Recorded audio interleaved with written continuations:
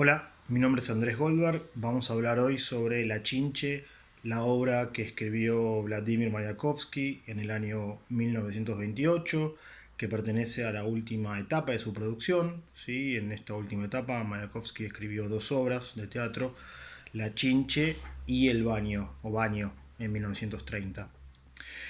Estas dos obras pertenecen a un momento de la última etapa, digamos, de la vida de Mayakovsky, donde él ya no puede ocultar el desencanto que está viviendo con respecto a la deriva del régimen soviético, digamos, del nuevo Estado socialista, la URSS ya conformada, que ya llevaba más de 10 años, digamos, o casi 10 años de existencia.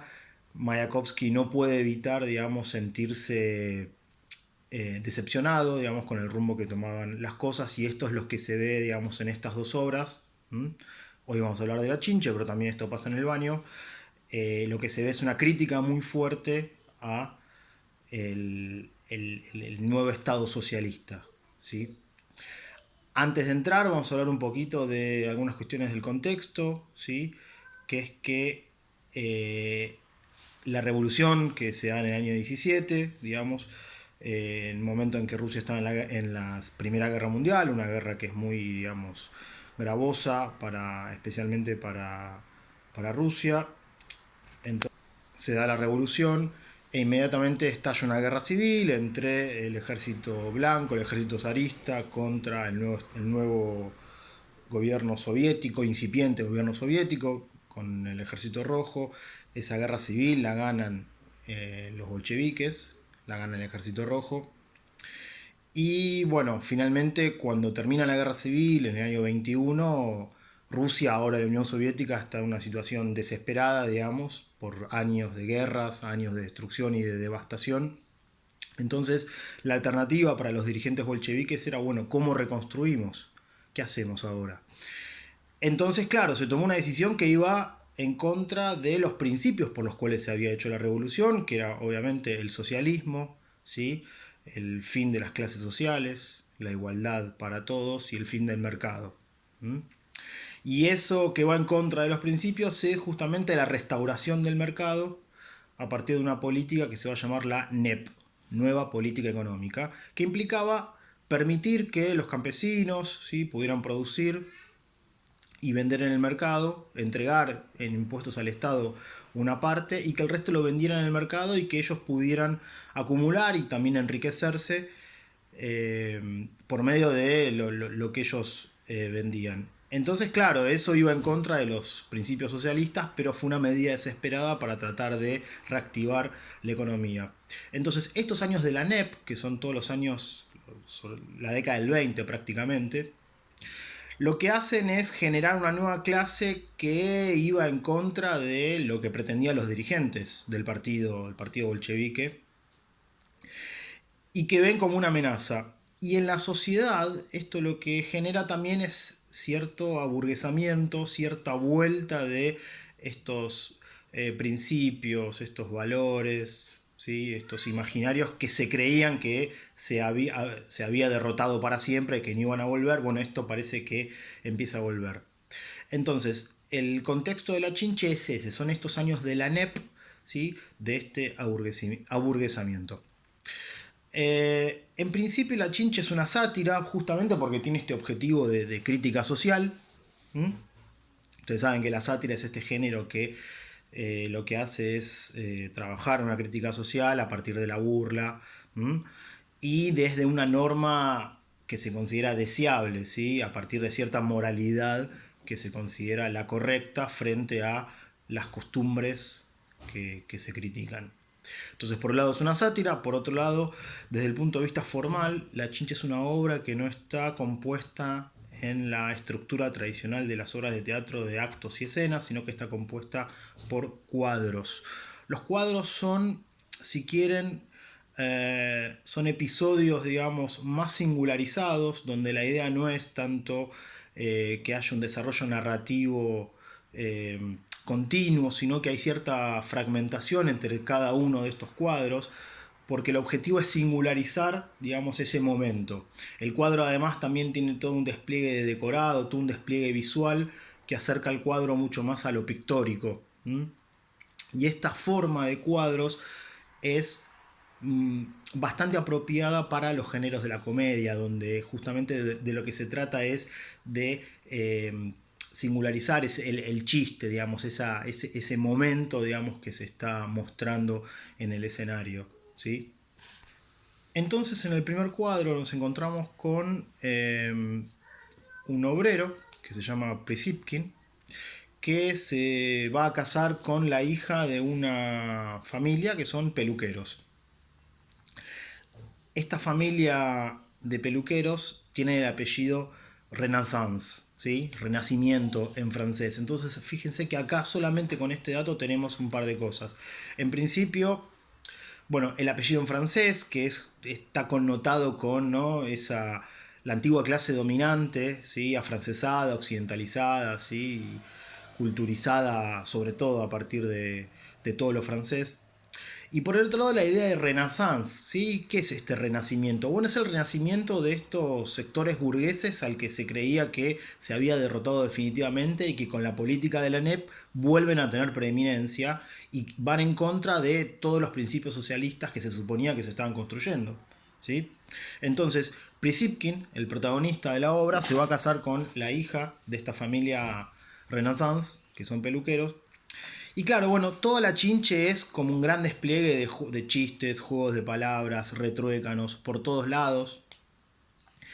En el primer cuadro, digamos, está Prisipkin junto con su futura suegra y una especie de consejero de protocolo y cultural que se llama Bayan. Entonces, lo cómico en el primer cuadro es que nos encontramos con una situación de mercado total, digamos, ¿no? Van paseando por un mercado donde hay vendedores que empiezan a ofrecer cualquier tipo de productos absurdos, ¿sí? Y entonces, claro, nos encontramos en principio con esta situación mercantil, ¿sí? Y para darles un ejemplo de uno de los chistes es que uno de los vendedores ofrece corpiños y Prisipkin, que es un obrero y que por supuesto tiene, digamos, la formación típica de un trabajador común, no calificado, no tiene bagaje cultural y justamente su objetivo al casarse con la hija de esta familia Renaissance es como insertarse en este mundo neoburgués del mundo de la NEP. Prisipkin confunde esos corpiños con gorritos para sus futuras hijas, entonces dice, bueno, no, quiero comprar esos gorritos para mis bebés, para que tengan, entonces se genera el chiste de, claro, la falta de capital cultural de Prisipkin, que confunde lo que obviamente para cualquier observador medianamente calificado son corpiños con gorritos. Entonces constantemente, bueno, ese tipo de chistes, de ese choque cultural entre este obrero que tiene, digamos, el origen de clase correcto, porque ahora quien domina es la clase obrera, ¿sí? Quien tiene el poder es la clase obrera. Este obrero que tiene, digamos, las credenciales del partido, este obrero que tiene, digamos, el origen correcto, pero que en realidad este obrero quiere aburguesarse, pretende salir, ¿sí? ¿Sí? Por un lado está orgulloso de su origen proletario, pero porque lo califica, porque es la nueva clase dominante, pero que por otro lado, por el aspecto cultural, en realidad reniega de su origen proletario y lo que quiere es acoplarse con esta neoburguesía, ¿sí? Y justamente suplir su falta de capital cultural a través de, bueno, juntarse con esta familia. Entonces, en toda la primera parte, que es hasta el cuadro cuarto, lo que vemos es todo este desarrollo, digamos, la preparación del casamiento de Prisipkin con esta mujer. Otra cosa interesante en el cuadro segundo, por ejemplo, ya la acción cambia completamente y nos encontramos en una barraca de obreros donde están los compañeros de Prisipkin que comentan y se ríen y lo critican justamente por su traición de clase, por el hecho de que él reniega de ser un obrero y se quiere casar y se va a casar con una familia, digamos, burguesa. Constantemente son un chiste atrás del otro, juegos de palabras permanentes, alusiones políticas, y esto es un procedimiento central en la chinche. Todas cosas que por supuesto el espectador contemporáneo las tenía clarísimas porque tenían que ver con la actualidad que se vivía en ese momento, ¿sí? Año 28. en la Unión Soviética. Bueno, después en el siguiente cuadro nos encontramos ya con la boda, ¿sí? Es toda una situación muy graciosa, digamos, porque es una confusión detrás de la otra, pero para que vean el alcance de el discurso acá en la Chinche, ¿sí? Y esto que yo les comentaba sobre los retruécanos y sobre todo referidos a la situación política, voy a leer un pequeño fragmento que es este consejero de protocolo y consejero cultural que se llama, que toma el nombre de Bayan, ¿sí? Él se llamaba Bochkin, ¿sí? Como su apellido original, también suponemos de origen obrero, y se toma y adopta el nombre de Bayan, que supuestamente le da más distinción. Entonces, en un momento, este personaje dice: me siento feliz, feliz y dichoso al contemplar tan bella culminación de la vida, llena de lucha, del camarada Prisipkin en este lapso de tiempo. Si es verdad que ha perdido por el camino el carnet del partido y sus obligaciones, también lo es que ha adquirido muchas obligaciones del empréstito del Estado. De este modo hemos conseguido unir y conciliar las contradicciones de clase y otras contradicciones, y todo observador armado con el instrumento de la ciencia marxista verá reflejado en ello, como una gota de agua, la futura felicidad de los hombres, llamada vulgarmente socialismo. ¿Sí? Sigue este Bayán, ¿no? Mientras los invitados al casamiento, digamos, lo siguen incitando, lo aplauden. A pasos gigantescos avanzamos por el camino de nuestra construcción familiar. ¿Podíamos acaso imaginar cuando moríamos en Pierikop, ¿sí? Que es el nombre de una batalla de la guerra civil, y algunos incluso llegaron a morir? ¿Podíamos, repito, acaso imaginar que estas rosas florecerían y exhalarían su aroma ya en este breve lapso de tiempo? ¿Acaso cuando sufríamos el yugo de la autocracia podían nuestros grandes maestros, Marx y Engels, supuestamente imaginar o incluso imaginariamente suponer que íbamos a enlazar con los vínculos de Himeneo el trabajo desconocido y grande con el capital derrotado y encantador? Bueno, en este fragmento un poco lo que tienen es esta idea, ¿no? De la unión, digamos, supuestamente el Estado socialista vino a terminar con las clases. Se terminó esto de la división de clases, la injusticia social, la explotación, etcétera, etcétera.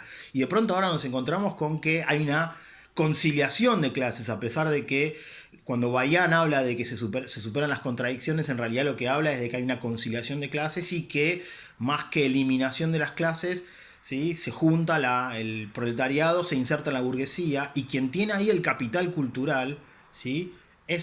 Son los restos de la burguesía. Por lo tanto, es el proletariado, en esta visión de la obra, el que se acultura y adopta los valores, ¿sí? Y la visión del mundo de la burguesía, y ese es el peligro, ¿sí? Y ese es el gran peligro del que la Chinche nos está hablando. Bueno, la primera parte, bueno, finalmente termina con que después de un gran despliegue, digamos, de chistes y retruécanos, hay una especie de gresca en la boda, se termina incendiando, ¿sí? La peluquería de los Renaissance, que era el lugar donde se tenía lugar la boda, y todos se queman y supuestamente terminan muertos todos. En el cuadro cuarto llegan los bomberos y lo que dicen es que encontraron a todos quemados, pero que solamente falta un cuerpo que no se encontró y que ellos piensan que se carbonizó completamente y por lo tanto no lo encontraron. ¿Sí? Entonces acá la obra da un corte y salta 50 años en el tiempo. Del año 29 salta al año 79. ¿Qué nos encontramos acá? Entonces, ¿qué nos encontramos acá? Bueno, en la sociedad del 79 nos encontramos con que finalmente se consumó la revolución mundial. Es decir, la revolución no solamente se dio en Rusia, sino que se dio mundialmente. Y lo que se armó fue la Federación Mundial Socialista. Por eso en este cuadro, en el cuadro sexto, empiezan a llegar reportes desde el Soviet de Chicago, la Gaceta Roja de Roma, Braceros de Madrid, ¿sí? Es decir, esta sociedad de 1929 que todavía peleaba por construir el socialismo, ¿sí? Y donde la mentalidad burguesa impregnaba a los restos, ¿no? de la burguesía y a varias capas de la clase obrera, como en el caso de Prisipkin. Esa revolución logró triunfar, logró vencer esos resabios burgueses, esos elementos antirrevolucionarios, y ahora se constituyó la Sociedad Socialista Mundial.